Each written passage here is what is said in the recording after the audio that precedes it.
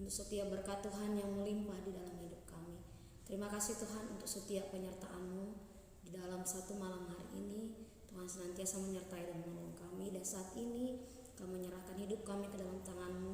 Biarkan Tuhan yang memimpin kami dan menuntun kami menjalani kehidupan kami seturut dengan kehendak-Mu. Terima kasih Tuhan, kami sambut bimbingan-Mu di dalam renungan kami di pagi hari ini. Berfirmanlah Engkau karena kami sudah siap untuk mendengarkannya. Amin. Selamat pagi untuk kita seluruhnya jemaat Tuhan yang terkasih di dalam nama Tuhan Yesus Kristus, yang menjadi nas firman Tuhan untuk kita di pagi hari ini diambil dari kitab Efesus 2 ayat yang 10. Beginilah dikatakan, karena kita ini buatan Allah, diciptakan dalam Kristus Yesus untuk melakukan pekerjaan baik yang dipersiapkan Allah sebelumnya. Ia mau supaya kita hidup di dalamnya.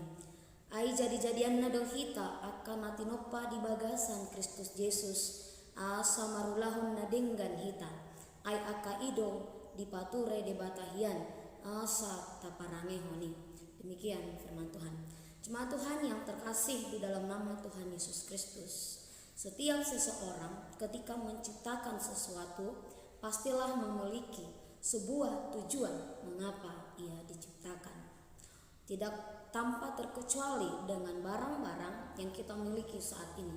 Ketika seorang pencipta menciptakannya, pasti dia memberikan petunjuk bagaimana kita harus memakainya agar barang tersebut tahan lama, bagaimana kita merawatnya, dan bagaimana dan apa tujuannya untuk kita konsumsi. Demikian halnya dengan manusia yang Allah ciptakan, dengan diri kita sendiri yang Allah ciptakan.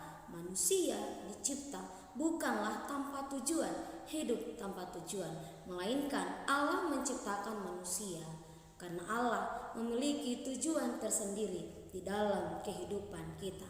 Itu mengapa setiap diri kita maupun benda-benda yang diciptakan pastilah memiliki fungsi masing-masing. Sama dengan sesuatu buatan manusia dan sama dengan diri kita yang juga ditentukan fungsi dan tujuannya oleh Allah sendiri yang menciptakan kita. Bapak Ibu saudara-saudari yang terkasih, bisakah sesuatu yang diciptakan itu rusak? Jawabannya pasti bisa. Namun bagaimana caranya agar sesuatu yang dicipta tidak cepat mengalami kerusakan dan bisa bertahan lama? Jika tidak sesuai dengan prosedur petunjuk penggunaannya, pastilah sesuatu barang akan lebih cepat untuk rusak. Demikian halnya dengan manusia ketika Allah menciptakan manusia yang notabene-nya di awalnya dimulainya Allah memiliki tujuan untuk melakukan sesuatu perbuatan, melakukan pekerjaan baik. Tetapi kalau manusia itu tidak melakukan itu, maka dia juga akan lebih cepat mengalami kerusakan. Ketika ia tidak meminta petunjuk dari Allah yang menciptakan dia melalui firman dan melalui tuntunan Roh Kudus, maka ia akan mempercepat kerusakan di dalam dirinya sehingga ia melakukan sesuatu yang salah, melakukan kehendak-kehendak sejahat, sehingga ia tidak lagi melakukan perbuatan baik sebagaimana tujuan Allah ketika menciptakan manusia itu sendiri.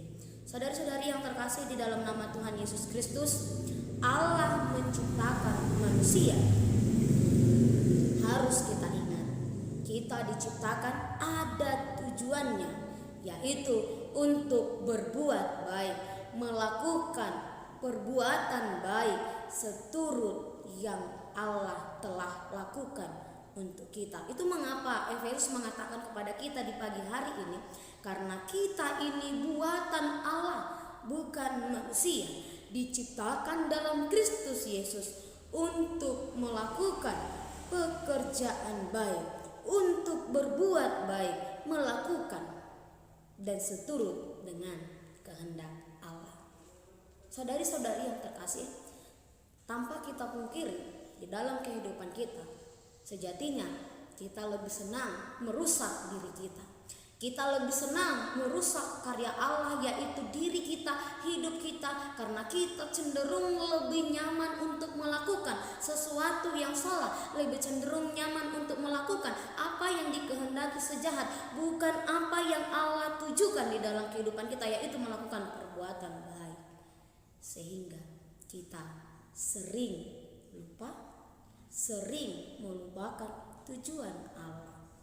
Bukan hanya itu, bahkan kadangkala banyak di antara kita enggan untuk melakukan sebuah perbuatan baik karena sering, bahkan terlalu sering memperbandingkan diri dengan tindakan orang lain. Ketika kita melakukan sesuatu yang kecil, tindakan yang baik menurut kita, tetapi kita lihat di sebelah kita jauh lebih besar dan berpengaruh, mungkin kita akan malu, mungkin kita akan enggan. Apalah yang saya buat, yang dia buat jauh lebih mulia. Bapak, Ibu, saudara-saudari, sesungguhnya ketika Allah menciptakan manusia untuk melakukan pekerjaan baik, tidak ada indikator kecil atau besar. Yang penting adalah perbuatan baik. Sama halnya ketika saya membaca sebuah ilustrasi, ketika seorang pemuda hendak berjalan-jalan melewati seorang pasangan suami istri yang saat itu sedang menderita di tengah perjalanan. Mereka mengalami ketertindasan, mengalami perampasan, dan juga pengasingan. Tetapi ketika seorang pemuda ini lewat yang bertubuh gagah, seorang pasangan ini berpikir bahwa mereka akan kembali dianiaya. Tapi nyatanya ketika ia lewat, ia justru memberikan sebatang coklat dan juga menunjukkan keindahan-keindahan yang ada di kotanya tersebut.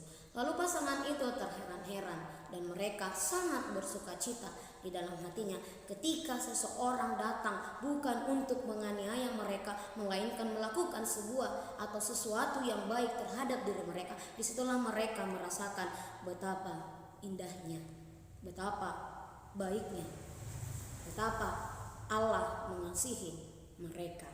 Demikian halnya Bapak Ibu, sesungguhnya melalui ilustrasi tersebut, sebuah tindakan yang kecil tidak akan mengurangi nilai di hadapan Allah.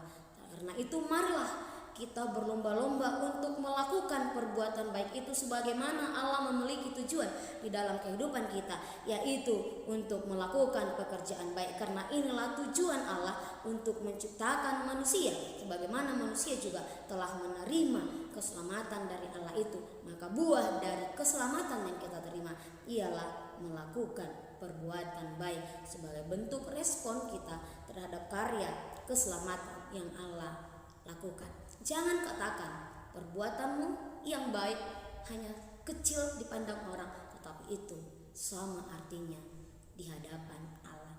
Marilah lakukanlah perbuatan baik di dalam hidup kita, karena untuk itulah Allah menciptakan kita seperti yang telah Dia persiapkan sebelumnya, agar kita mau dan supaya kita hidup di dalamnya. Amin. Selamat pagi, Tuhan Yesus memberkati kita seluruhnya. Shalom.